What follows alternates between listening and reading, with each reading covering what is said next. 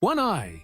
That's all Lieutenant Commander Saburo Sakai had left when he opened the intelligence folder that September morning in 1943. The other, torn away by American gunfire over Guadalcanal, was just a memory now, a price paid for dominance, for 2 years of absolute control. He read the report once, then again, and then he laughed. The Americans had built a new fighter, heavy, clumsy, something called a Hellcat. The specifications looked like a joke. 12,000 pounds fully loaded. The Zero weighed half that. This thing had the wingspan of a transport plane and the grace of a flying brick. Sakai pushed the folder aside and stepped out into the humid air of Rabaul. Across the tarmac, his squadron's Zeros gleamed in the tropical sun. Sleek, graceful, untouchable. For 2 years, these machines had owned the sky. British Hurricanes fell before them.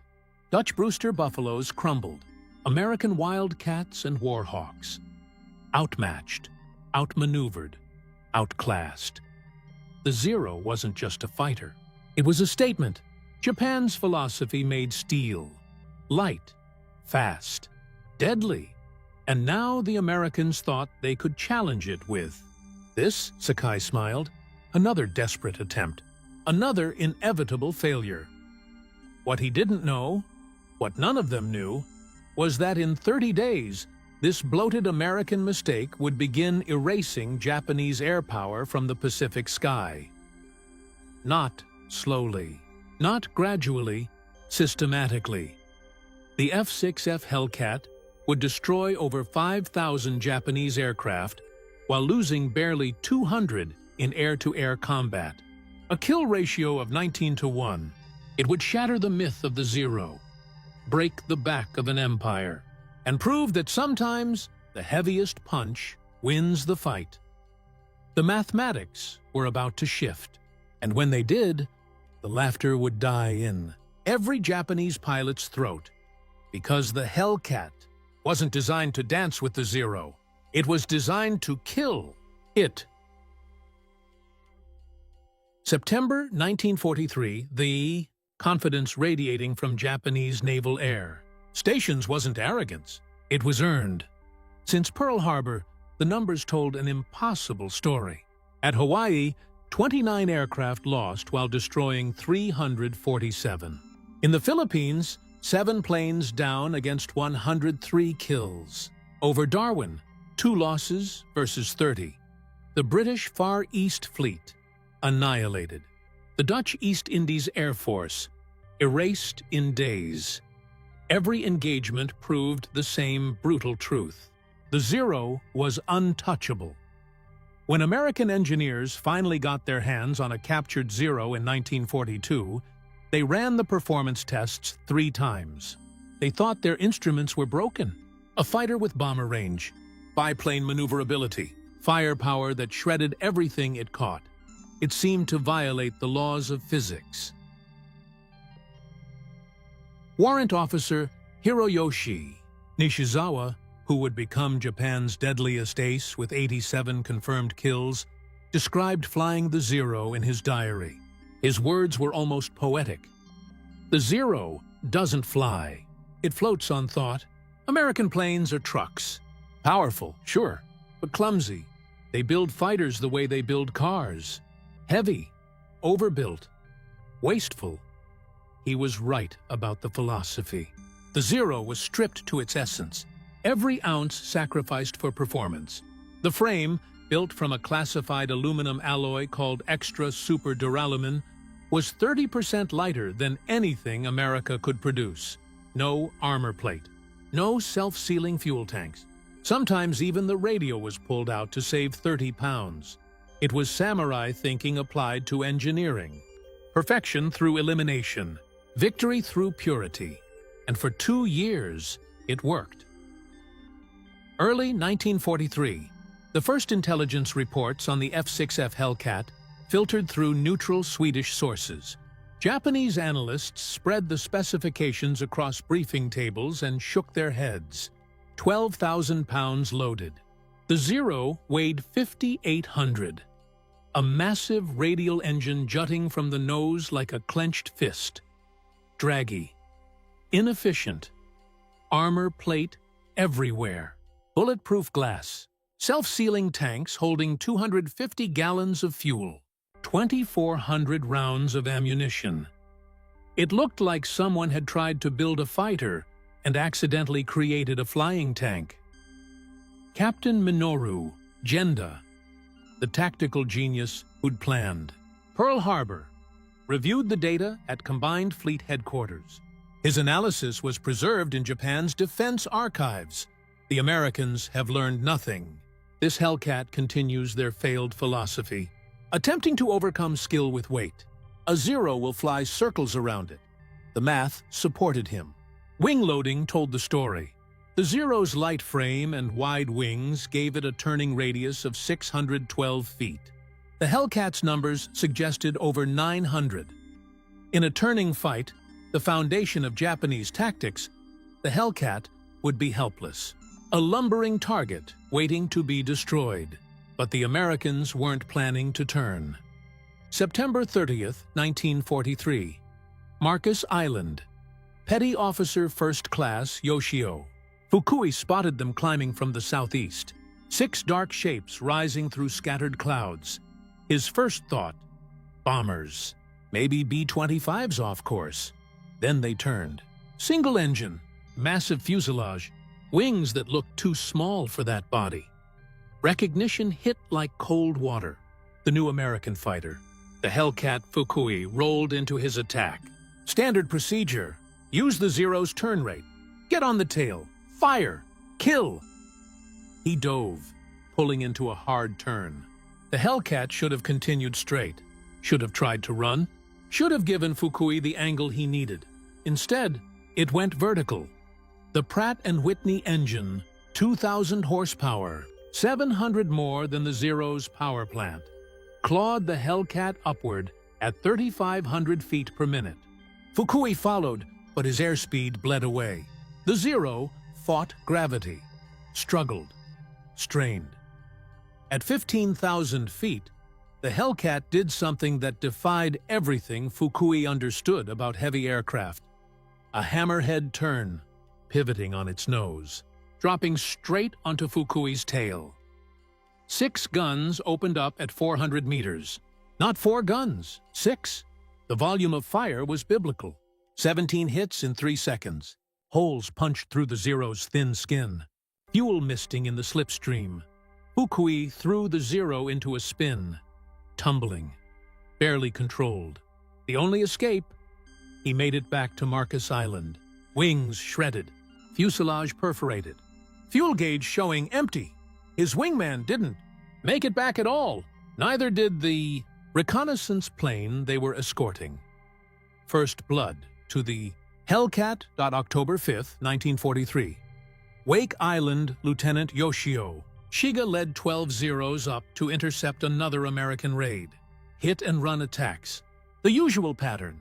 The Americans would strike and flee before Japanese fighters could fully engage.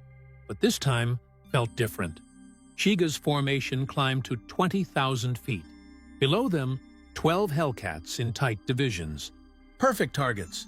Altitude advantage. Position. Surprise. Victory was guaranteed. Shiga rolled into his attack. The Zeros dove, building speed. Guns aligned. Fingers on triggers. The Hellcats didn't scatter, didn't panic, didn't turn. They maintained formation, accelerated into a gentle dive, kept their energy high.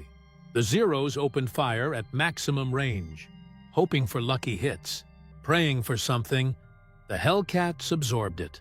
Bullets sparked off armor plate, punctured fuel tanks that sealed themselves, ricocheted off bulletproof glass.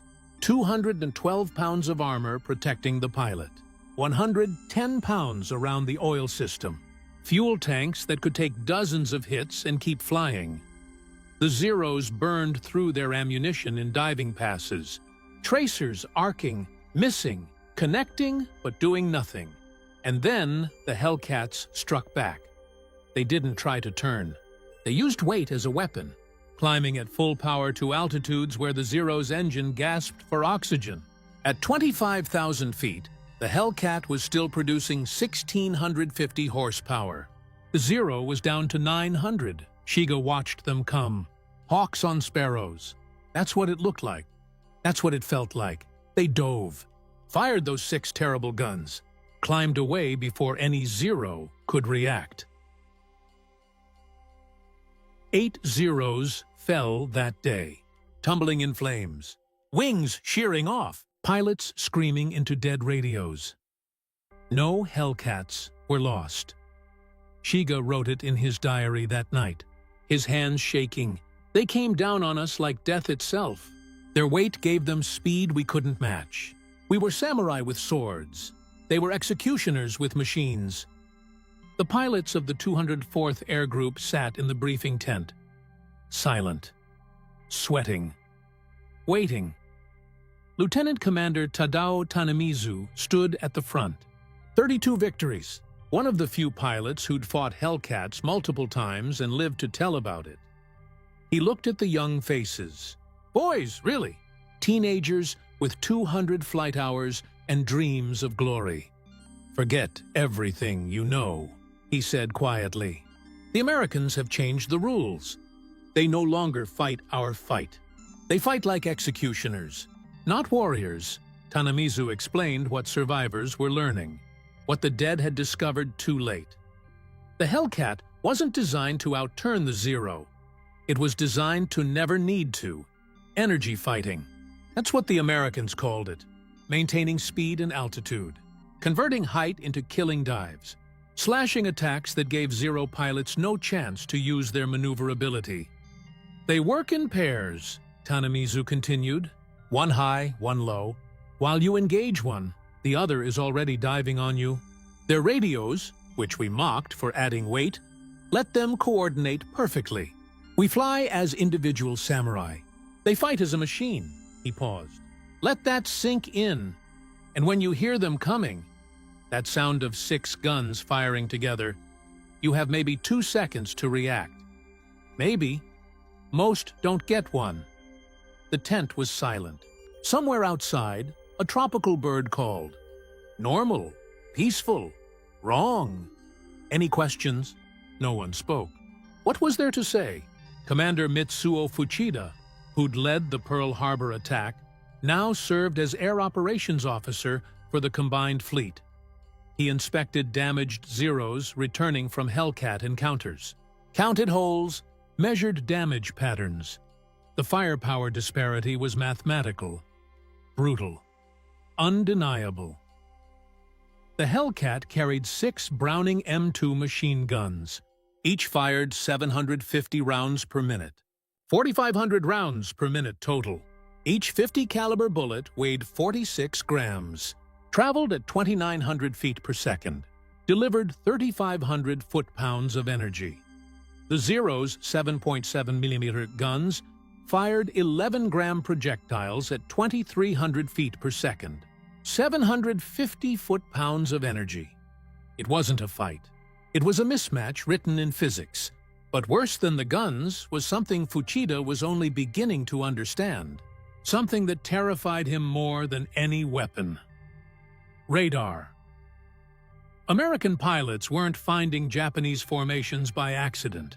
They were being guided, vectored, positioned, with surgical precision by shipboard radar controllers who could see Japanese aircraft from 50 miles. Away, Lieutenant Sadamu Komachi described his first radar-directed interception in his after-action report. His words were haunted. We were climbing through clouds. No visibility. No warning. Then they hit us. Hellcats diving from above. Exactly on our heading. Perfectly positioned. They knew where we were. Our altitude. Our course. Our speed.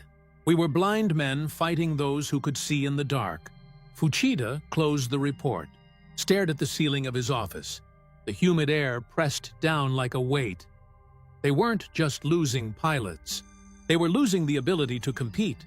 The pilot crisis was becoming catastrophic. Before the war, Japanese naval aviation had run the world's most demanding training program. 3 years, 700 flight hours before combat. Army pilots got 500 minimum. They were artists, masters of aerobatics, gunnery, formation flying. The spiritual philosophy of Bushido infused every lesson. By January 1944, pilots were entering combat with 300 hours of flight time. Army pilots with 200. Fuel shortages meant training in gliders. Gunnery practice, 50 rounds per pilot. Formation flying, instrument flight, radio procedures, all eliminated to rush bodies to the front. American pilots arrived with 300 hours minimum, 50 hours in type, thousands of practice rounds fired, carrier landings until they could do them asleep, energy tactics drilled over Texas airfields until they were automatic. Lieutenant Commander Yoshihiro Hashimoto, training officer at Kasumigara Naval Air Station, wrote in his final report, "The desperation bled through every word. We are sending children to fight professionals." Yesterday, Ensign Yamamoto arrived at the front. He had never fired his guns in flight. "We have no ammunition for practice." He had never flown at night. "We have no fuel for such training." He lasted 7 minutes in his first combat. 7 minutes. From takeoff to death. 7 minutes. That was the equation now.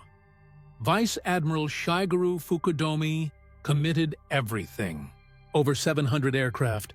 The last trained pilots from Homeland training squadrons. Every reserve, every asset. Stop the American carrier raids. Win the decisive battle. Turn the tide. Japanese pilots returned claiming spectacular victory. 26 carriers and battleships sunk. 300 aircraft destroyed. Champagne flowed in the ready rooms. Medals were promised. Then the reconnaissance photos came back. The gun camera footage was developed. Actual American losses, 89 aircraft. Not ships, aircraft.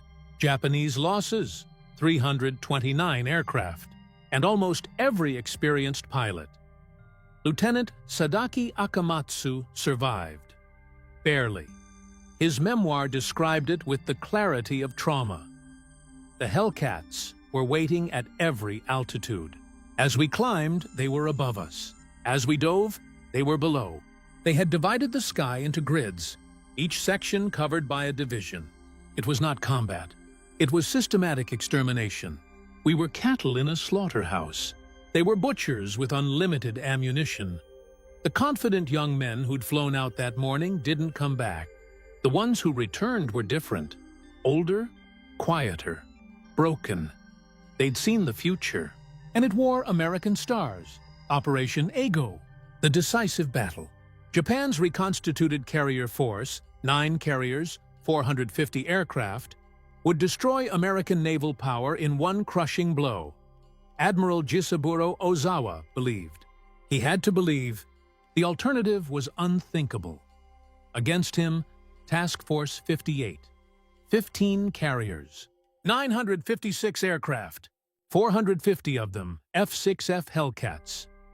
Ozawa launched his first wave at 0830. 69 aircraft, fighters, bombers, torpedo planes. The cream of what remained. American radar detected them at 150 miles. Calm voices on the fleet radio net. Coordinates called out. Hellcats vectored for interception with perfect positioning, altitude advantage. Sun at their backs, approaching from Japanese blind spots. Lieutenant Zenji Abe led the fighter escort. He saw the Hellcats minutes before engagement. His radio call was almost calm. They're stacked from 20,000 to 30,000 feet, at least 60 of them, waiting like a steel curtain. We're at 18,000. Every advantage is theirs, he knew. They all knew. The engagement lasted 12 minutes. 42 Japanese aircraft were shot down. 42. Commander David McCampbell, CAG of Air Group 15, shot down 7 aircraft that day. His wingman, Lieutenant Roy Rushing, got 6. McCampbell's report was clinical. Matter of fact. The Zeros tried to turn with us. We refused. High side run. Shoot one down. Zoom climb back to altitude. They'd try to follow. Stall out! Another Hellcat would pick them off. Simple, efficient, deadly. By day's end, Japan had lost 346 carrier aircraft, plus 50 land-based planes, 400 aircraft, gone. American losses, 30 aircraft from all causes. Not just Hellcats, all aircraft, all causes. American pilots coined a term that evening, sitting in their ready rooms, cleaning their guns, smoking cigarettes. Turkey Shoot. The Japanese aircraft had been as helpless as game birds. Commander David McCampbell would set a record that day, one that still stands. Leading 7 Hellcats from USS Essex, he intercepted 60 Japanese aircraft heading for the American fleet. 60 planes, 7 Hellcats. The math should have been impossible. For 90 minutes, McCampbell and his tiny formation turned the sky into a killing field. 9 aircraft fell to his guns, 5 Zeros, 4 bombers. Roy Rushing got 6 more. I ran out of ammunition after the 9th kill, McCampbell recorded. The Hellcat performed flawlessly throughout. Not a single hit on my aircraft despite being outnumbered 8-1. 7 Hellcats had routed 60 Japanese aircraft, destroyed 15 without loss. For this and his earlier victories, McCampbell would receive the Medal of Honor and Navy Cross. America's ace of aces. 34 confirmed kills. But the real story wasn't McCampbell's skill. It was the Hellcat itself, the system, the machine that let a handful of pilots dominate dozens. Complete reversal of air superiority. Not gradual, not close, total. The aftermath of Philippine Sea and Leyte Gulf produced what Japanese military psychologists later termed Hellcat psychosis. Surviving pilots refused to fly, broke down in ready rooms, wept openly. Some just walked away from their aircraft and kept walking. Admiral Ozawa's after-action report was devastatingly honest. The enemy's radar-guided fighter direction achieved something we thought impossible. The industrialization of air combat. Each Hellcat is not an individual fighter, but a component in a vast machine. Our pilots, no matter how skilled, are engaging not planes, but a system. A system. That was the word that broke them. You couldn't outfight a system. You couldn't outbrave it. You couldn't beat it with spirit or courage or samurai philosophy. You could only die against it. The pilot shortage became catastrophic. By early 1945, naval pilots received 40 to 50 hours of training total. Army pilots, 60 to 70 hours. Kamikaze pilots, 40 to 50 hours. 7 days of flight training, then death. 7 days from civilian to suicide weapon. That's what Japanese aviation had become. Operation Iceberg. Japan's last desperate gamble. 1,900 kamikaze sorties against the American fleet. The Hellcat's role shifted. No longer just a fighter, now a defender. A shield against the desperation of suicide attacks. Lieutenant Eugene Valencia led his Flying Circus Division through the campaign. 23 kills. His tactical innovations made traditional Japanese tactics literally suicidal. We developed what we called the mowing machine, Valencia explained. 4 Hellcats in line abreast, separated by 100 yards. We'd sweep through Japanese formations at high speed. Each pilot covered his sector. 1 pass. Climb back, repeat. Industrial killing. Assembly line death. The Okinawa numbers were stark. Hellcats flew 38,038 combat sorties, claimed 2,351 victories, lost 249 aircraft, a 9.5-to-1 ratio. More significantly, they prevented 80% of kamikaze aircraft from reaching their targets. 80%. Shot down before they could complete their suicide mission. Even death wasn't certain anymore. By 1945, the technology gap had become unbridgeable. The F6F Hellcat incorporated improvements that made it even deadlier. Water injection, boosting power to 2,200 horsepower. Zero-length rocket launchers, improved armor, the K-14 computing gun sight that calculated deflection automatically. Point, shoot, kill. The computer did the math, Lieutenant Commander. Saburo Sakai, Japan's legendary ace, encountered Hellcats for the first time in June 1944. Despite his skill and experience, despite his victories and reputation, he nearly died in his first engagement. His autobiography described it with brutal honesty. "I performed my best aerobatics, loops, rolls, splits, every maneuver I'd perfected over 200 combats. The Hellcat followed easily, almost casually. I survived only because the American pilot made an error. He forgot to release his drop tank before combat. Sakai had survived on American mercy, on an amateur mistake. That's what it had come to. Japan's best pilot living because an American forgot a checklist item." By war's end, the numbers told a story of complete annihilation. The F6F Hellcat destroyed 5,223 enemy aircraft in aerial combat, lost 270 aircraft to enemy fighters, a 19.3-to-1 kill ratio, produced 305 U.S. Navy aces, accounted for 75% of all Navy air-to-air victories. The human cost for Japan was catastrophic. Of the 18,000 naval aviators who started the war, fewer than 100 combat-experienced pilots remained. By August 1945, 100 out of 18,000. The rest were dead, or broken, or boys with 40 hours of training waiting to die. The kamikaze program represented the ultimate admission of Hellcat superiority. Unable to compete conventionally, Japan turned its pilots into guided missiles. Vice Admiral Takejiro Onishi, father of the kamikaze program, justified it with stark mathematics. If a Zero attacks a carrier conventionally, probability of success is near zero. The Hellcats will destroy it. If the Zero becomes a bomb, probability of hitting increases to 30%. The pilot dies either way. At least as a kamikaze, his death has meaning. On October 25, 1944, Hiroyoshi Nishizawa, Japan's ace of aces, escorted the first official kamikaze mission. He claimed his 86th and 87th victories that day. 2 F6F Hellcats.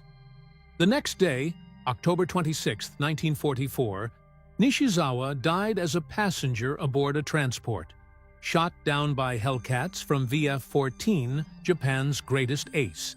Helpless without a fighter, fell to the very aircraft he'd briefly bested. The irony wasn't lost on anyone.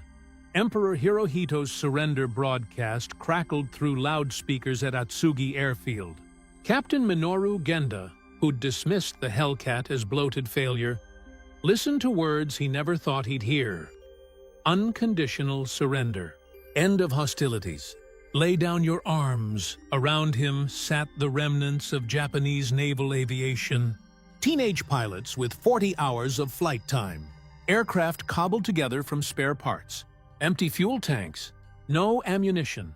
That same day, Ensign Clarence Moore of VF-31, flying from USS Below, Wood shot down a Yokosuka D-4Y Judy dive bomber after 2 hours p.m., the last aerial victory of World War II. The Japanese pilot, apparently unaware of the surrender, was approaching the American fleet. Moore intercepted him. 2 short bursts from 6 guns. The Pacific Air War ended with Hellcat guns firing, just like it had begun. The first American aircraft to land after surrender were 12 F6F Hellcats from USS Yorktown. Japanese pilots, mechanics, and ground crew lined the runway, silent, watching their tormentor up close for the first time. The machine that had destroyed them. American pilot Lieutenant Robert Vowes, 19 victories, demonstrated the Hellcat's capabilities. Casual aerobatics, loops, and rolls that would have torn a Zero apart. The Japanese pilots watched in silence. Through an interpreter, Vows told them something that broke whatever pride remained. You have to understand. This isn't even pushing it. In combat with water injection, it's 20% more powerful. The plane is stressed for 13 Gs. I've never managed to break one. 13 Gs. The Zero fell apart at 7. It wasn't even a competition. Japanese engineers studying captured. Hellcats after the war discovered the true extent of American industrial superiority. The I.B. Hoor Pratt & Whitney R2800 engine contained 2,844 precision-machined parts, each interchangeable with any other R2800 engine. Pull one from a crashed plane, bolt it into another. Perfect fit, every time. The Nakajima Sakai required hand-fitting of components. No two engines were exactly alike, each one unique, each one custom, each one a masterpiece of craftsmanship and a nightmare of logistics. Professor Jiro Horikoshi, designer of the Zero, studied the Hellcat extensively after the war. His conclusion was devastating. We designed an aircraft for 1941.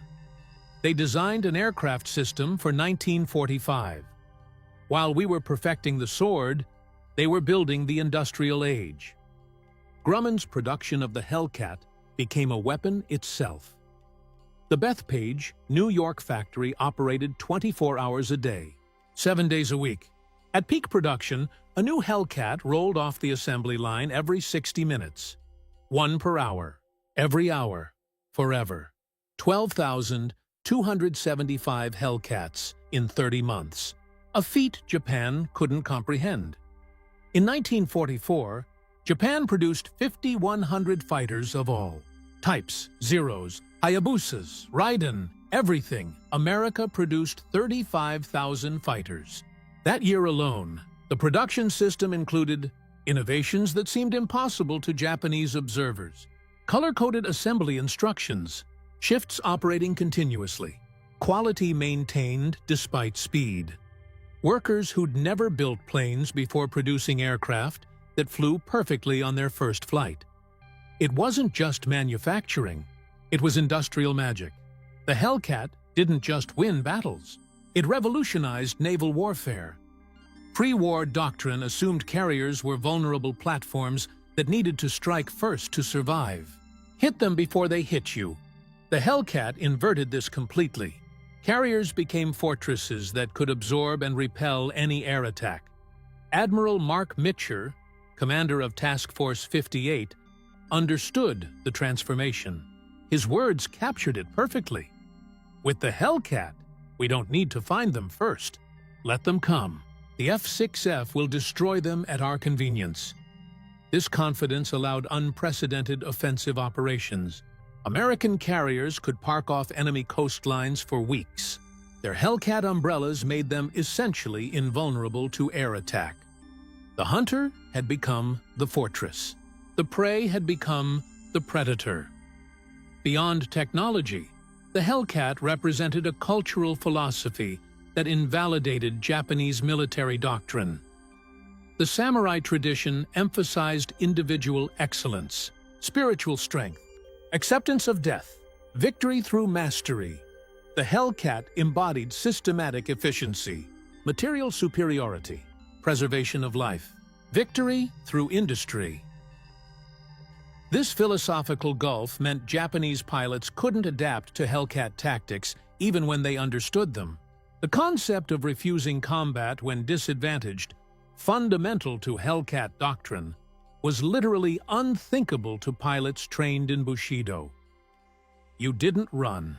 You didn't calculate odds. You fought. You died if necessary. But you fought.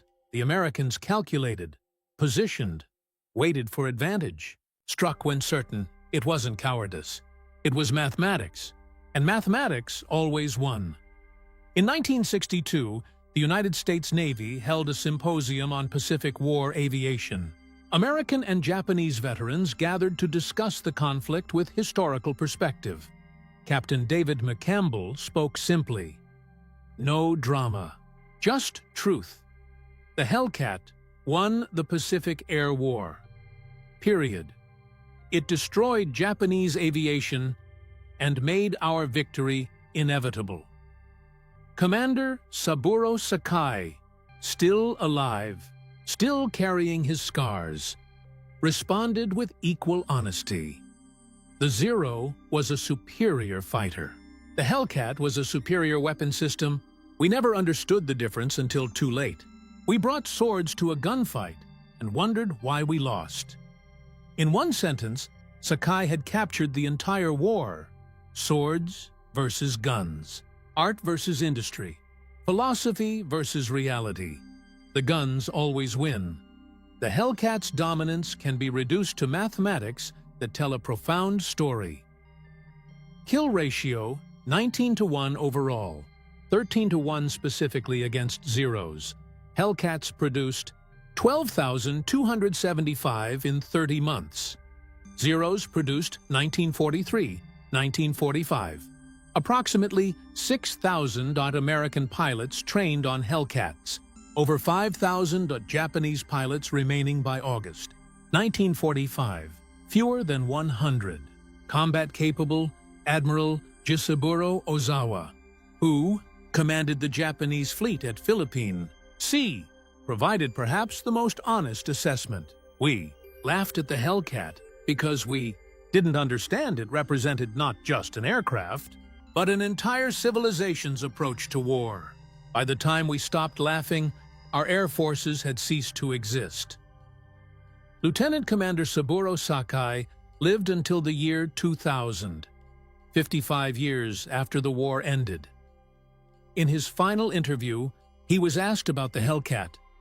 His response captured the totality of its dominance, the completeness of the defeat.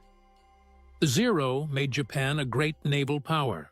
The Hellcat made Japan realize it was never as great as it believed. We thought we were samurai.